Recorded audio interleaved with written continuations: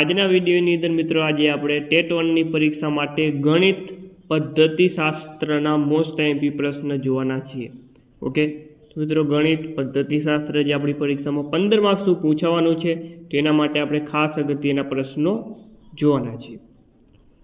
તો ચાલો મિત્રો શરૂઆત કરીએ. ક્વેશ્ચન નંબર 1 છે કે ભાઈ ઉદાહરણ પરથી નિયમ તરફ કઈ અધ્યાપન પદ્ધતિનું સૂત્ર છે? ઉદાહરણ પરથી નિયમ તરફ કઈ અધ્યાપન પદ્ધતિનું સૂત્ર છે? મિત્રો જવાબ આવશે આની અંદર આગમન પદ્ધતિ. નેક્સ્ટ, કઈ પદ્ધતિનો ઉપયોગ કરવાથી વિદ્યાર્થીઓની તર્કશક્તિ, નિરીક્ષણ શક્તિ અને સંશોધન વૃત્તિનો વિકાસ થાય છે? તો મિત્રો એ છે આગમન પદ્ધતિ. નેક્સ્ટ, ત્યારબાદ ક્વેશ્ચન નંબર 3 છે કે ભાઈ નિગમન પદ્ધતિમાં શિક્ષણ કયા સૂત્ર પર આધારિત છે? નિગમન પદ્ધતિમાં શિક્ષણ કયા સૂત્ર પર આધારિત છે? તો જવાબ આવશે મિત્રો અહીં સામાન્ય પરથી વિશિષ્ટ તરફ. નેક્સ્ટ, આગમન પદ્ધતિ દ્વારા મેળવેલું જ્ઞાન કેવું હોય છે? તો મિત્રો એ હોય છે કાયમી, મૌલિક અને આત્મસાત થયેલું. નેક્સ્ટ, કઈ પદ્ધતિમાં અભ્યાસક્રમ સમયસર પૂર્ણ કરી શકાય છે અને જ્ઞાનના દૃઢીકરણ માટે તે ખૂબ જ ઉપયોગી છે? તો મિત્રો એ પદ્ધતિ છે નિગમન પદ્ધતિ. ઓકે, ચાલો ત્યારબાદનો ક્વેશ્ચન નંબર 6 છે કે કઈ પદ્ધતિને સમય માંગી લેનારી અને ધીમી પદ્ધતિ ગણવામાં આવે છે કારણ કે નિયમ તાળવવામાં વધુ સમય લાગે છે? ચાલો મિત્રો, તો એ છે મિત્રો આગમન પદ્ધતિ. ઓકે, તો આગમન પદ્ધતિ અને નિગમન પદ્ધતિ તમારે ખાસ તૈયાર કરવાની રહેશે. ત્યારબાદ વાત કરીએ આગમન પદ્ધતિનો ઉપયોગ કરીને જ્ઞાન મેળવવા માટે નીચેનામાંથી કયા ક્રમનું પાલન કરવામાં આવે છે? તો આમાંથી વાત કરીએ આપણે તો જવાબ આવવાની અંદર ઓપ્શન સી. ઓકે, સૌપ્રથમ મૃત, ત્યારબાદ નિરીક્ષણ, ત્યારબાદ સામાન્યકરણ, ત્યારબાદ અમૃત. નેક્સ્ટ, ગણિત શિક્ષણમાં આગમન અને નિગમન પદ્ધતિઓનો સંયુક્ત ઉપયોગ શું સૂચવે છે? તો મિત્રો જવાબ આવશે કે ભાઈ આગમન દ્વારા નિયમ તાળવવો અને પછી નિગમન દ્વારા તેની ચકાસણી અને દૃઢીકરણ કરવું. ઓપ્શન ડી સાચો જવાબ. નેક્સ્ટ, ચાલો ત્યારબાદ ક્વેશ્ચન નંબર 9 છે કે ભાઈ ધોરણ 6 થી 10 મેથમેટિક્સ એક્ઝામ્પલ પ્રોબ્લેમ્સ કોના દ્વારા પ્રકાશિત કરવામાં આવે છે? તો જવાબ આવશે એનસીઈઆરટી દ્વારા. દ્વિમાસિક સુગણિતમના પ્રકાશક કોણ છે? ઓકે, દ્વિમાસિક ગણિતમના પ્રકાશક કોણ છે?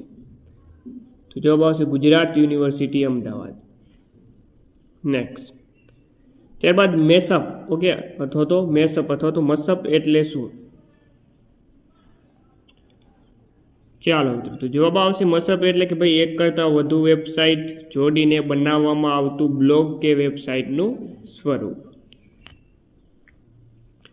નીચેનામાંથી કઈ ઈ કન્ટેન્ટની લાક્ષણિકતા નથી? ઓકે, ઈ કન્ટેન્ટની લાક્ષણિકતા કઈ નથી એ આપણે જણાવવાનું છે. તો વાત કરીએ કે ભાઈ તેમાં ફક્ત એનિમેશન જ હોય છે. આ વાક્ય ખોટું છે મિત્રો, એટલે કે આ જે છે ઈ કન્ટેન્ટની લાક્ષણિકતા નથી. ગણિત શિક્ષણ સંદર્ભે હેતુ વિશાળ હેતુ શું છે? તો એ જવાબ આવશે મિત્રો વિદ્યાર્થીઓ ગણનની સંકલ્પના વિશે જાણે. ચતુષ્કોણની વ્યાખ્યા આપો. આ પ્રશ્ન નીચેનામાંથી શેને સંબંધિત છે? ચાલો મિત્રો, તો જવાબ આવશે જ્ઞાન.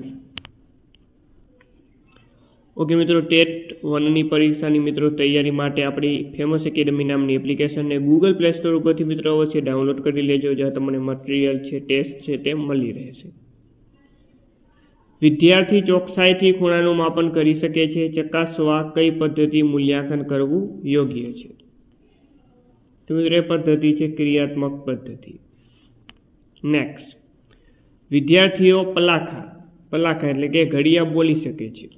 આ અધ્યયન નિષ્પત્તિ ઓછા સમયમાં વધુ વિદ્યાર્થીઓને ચકાસવા નીચેના પૈકી કઈ પદ્ધતિ વધારે યોગ્ય છે? તો મિત્રો જવાબ આવશે મૌખિક પદ્ધતિ. અભ્યાસમાં વિદ્યાર્થીઓની કચાશ શોધવા માટે કયા પ્રકારની કસોટીનો ઉપયોગ કરવો યોગ્ય છે? તો એ આવશે નિદાન કસોટી. ત્યારબાદ ઉત્તરવહીમાં બાળકો સુવ્યવસ્થિત તાર્કિક રીતે પોતાની દલીલોની રજૂઆત કરી શકે તે માટે કયા પ્રકારના પ્રશ્નો પ્રશ્નપત્રમાં પૂછવા જોઈએ?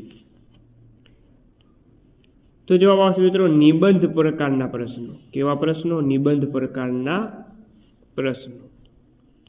ત્યારબાદ વાત કરી કે ભાઈ પ્રમાણિત કસોટીના લક્ષણો પૈકી કયું લક્ષણ બંધ બેસતું નથી? ઓકે, કયું લક્ષણ બંધ બેસતું નથી એવું પૂછ્યું છે.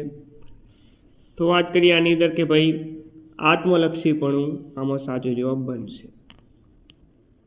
નેક્સ્ટ, ભૂમિતિની પાયાની સંકલ્પનાઓ, પ્રમેયો, પૂર્વધારણાઓને સમજવા માટે ઉપયોગી સોફ્ટવેર કયું છે? તો આના માટેનું ઉપયોગી સોફ્ટવેર છે મિત્રો GeoGebra. Okay, GeoGebra. વિદ્યાર્થીઓએ મેળવેલ જ્ઞાનનો યોગ્ય પરિસ્થિતિમાં ઉપયોગ કરી શકે છે કેમ કે તે જાણવા માટે કેવા પ્રશ્નોની રચના કરવી જોઈએ? તેમાં જવાબ આવશે ઉપયોજન આધારિત. નેક્સ્ટ, શિક્ષક હાથપોથી દ્વારા શિક્ષકને નીચેનામાંથી કયા પ્રશ્નોનો જવાબ ન મળે? તેમાં જવાબ આવે કયા સુધોધકોનો ઉપયોગ કરી શકીએ? નીચેનામાંથી કઈ વેબસાઇટ ગણિત શિક્ષણને લગતી નથી? ઓકે, ગણિત શિક્ષણને લગતી કઈ વેબસાઇટ નથી એવું પૂછ્યું છે.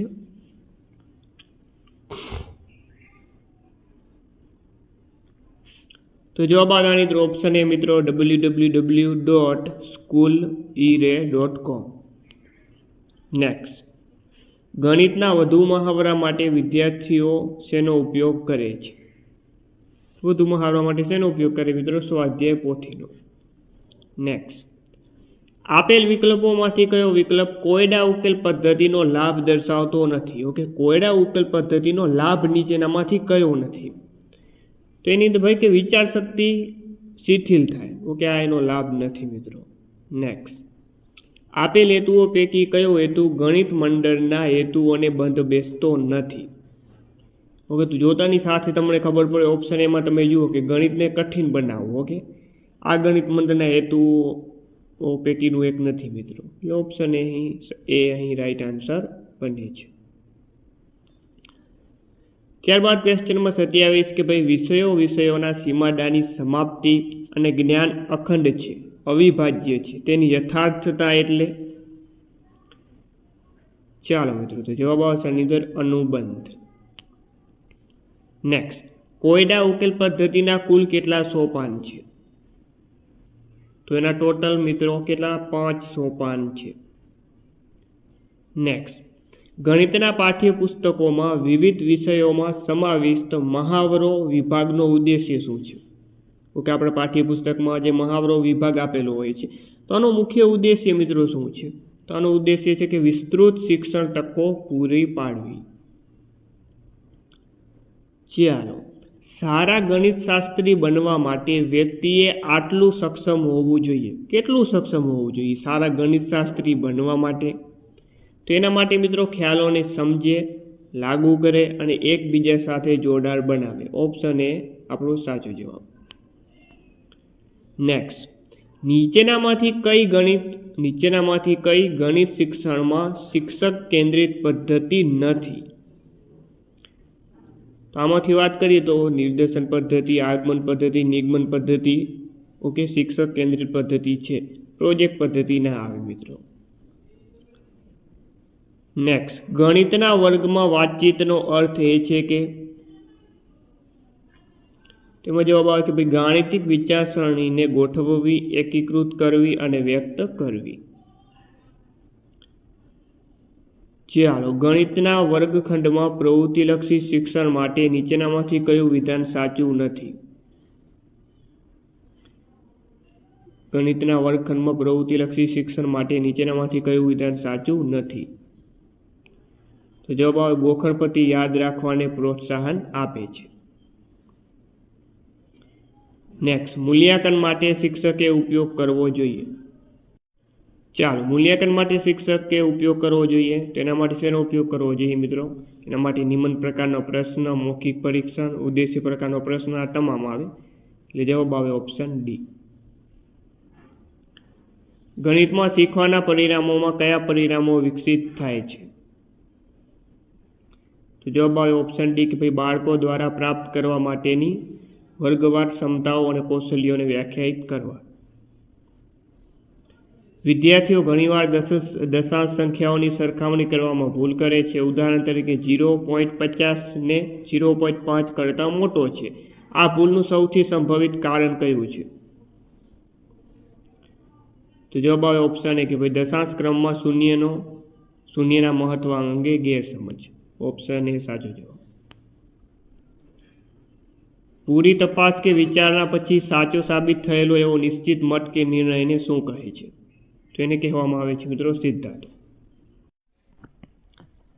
ચાલો આગળ વાત કરીએ તો ઉપકરણનો ઉપયોગ કરીને વર્ગખંડમાં શિક્ષણ કૌશલ્ય વિકસાવવામાં ખાલી જગ્યા પ્રતિસાદ તરીકે આવે છે. તો જવાબ આવશે મિત્રો સૂક્ષ્મ શિક્ષણ. ઓકે, ચાલો ત્યારબાદ વાત કરીએ કે ગણિત શીખવવામાં નીચેનામાંથી કઈ મુખ્ય સમસ્યા છે? તો મુખ્ય સમસ્યા નીચેનામાંથી આપણે 4 ઓપ્શનમાંથી જણાવવાની છે. તો મુખ્ય સમસ્યા મિત્રો જવાબ આવે ઓપ્શન એ કે ભાઈ શિક્ષણ પદ્ધતિઓ. ચાલો નેક્સ્ટ, ગણિત શિક્ષણનો અભ્યાસક્રમ કેવો હોવો જોઈએ? તો જે ગણિતનો મિત્રો કે અભ્યાસક્રમ જે છે ગણિત શિક્ષણનો એમાં હેતુયુક્ત હોવો જોઈએ, હેતુલક્ષી હોવો જોઈએ, સમાજની જરૂરિયાત મુજબનો હોવો જોઈએ, મૂલ્યોનો વિકાસ કરે એવો હોવો જોઈએ. એટલે તમામ આવે. ફાઇનલ જવાબ આવે ઓપ્શન ડી.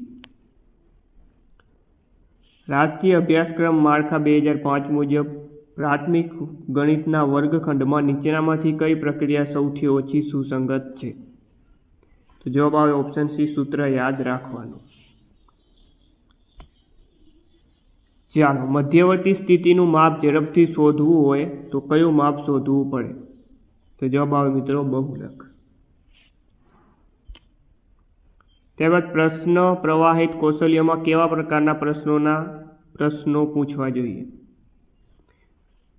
ઓકે, પૂછવા ના જોઈએ. ઓકે છે કે ભાઈ પ્રશ્ન પ્રવાહિત કૌશલ્યમાં કેવા પ્રકારના પ્રશ્નો પૂછવા ન જોઈએ?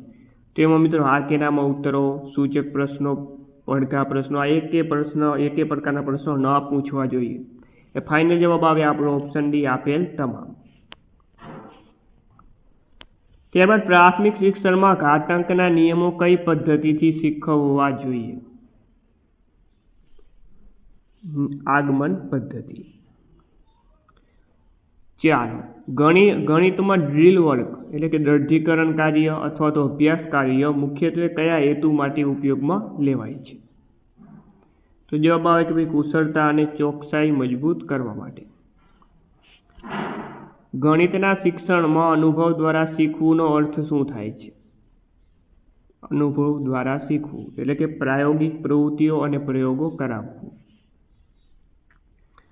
ગણિતમાં નિદાનાત્મક પરીક્ષણનો ઉપયોગ કયા હેતુ માટે થાય છે? તો જવાબ આવે શીખવાની મુશ્કેલીઓ શોધવા. નેક્સ્ટ, ગણિતમાં રચનાવાદી અભિગમ શેના પર ભાર મૂકે છે? તો જવાબ આવે કે ભાઈ વિદ્યાર્થીઓની સક્રિય ભાગીદારી અને પોતાનું જ્ઞાન ઘડવાનું કાર્ય. નીચેનામાંથી કયા નિગમન પદ્ધતિના સોપાન છે? નિગમન પદ્ધતિના સોપાન નીચેનામાંથી કયા છે? તો વિદ્યાર્થીઓ સમક્ષ સૂત્ર, નિયમ કે સિદ્ધાંતની રજૂઆત, સૂત્રમાં વપરાયેલ સંજ્ઞાઓ કે સંકેતોની માહિતી આપવી પણ આવે, વપરાયેલ સંજ્ઞાઓની કિંમતો આપેલ પરિસ્થિતિમાંથી અલગ ધારવી, આ તમામ આવે. એટલે ફાઇનલ જવાબ આવે ઓપ્શન ડી. ચાલો, બ્રુનરે વિદ્યાર્થીઓને ગણિત શીખવતી વખતે કેટલા પ્રકારની સામગ્રીનો ઉપયોગ કરવા પર ભાર મૂકે છે? તો જવાબ આવે મિત્રો 3. ઓકે, કઈ 3? તો કે ભાઈ મૃત સામગ્રી, પહેલી છે મૃત સામગ્રી, બીજી છે મિત્રો અર્ધમૃત, અર્ધમૃત સામગ્રી. ઓકે, અને ત્રીજી છે મિત્રો અમૃત સામગ્રી. ઓકે, 3 પ્રકારની સામગ્રી આવશે મિત્રો. તો મિત્રો આ હતા ગણિત પદ્ધતિ શાસ્ત્રના અગત્યના 50 પ્રશ્નો. આવા નવા વિડીયો આપણી ચેનલ ઉપર આવતા રહેશે. તો ચેનલ ઉપર નવા ચેનલને સબસ્ક્રાઈબ અવશ્ય કરી નાખજો. ફરીથી મળી નવા વિડીયો સાથે. જય હિન્દ, જય ભારત.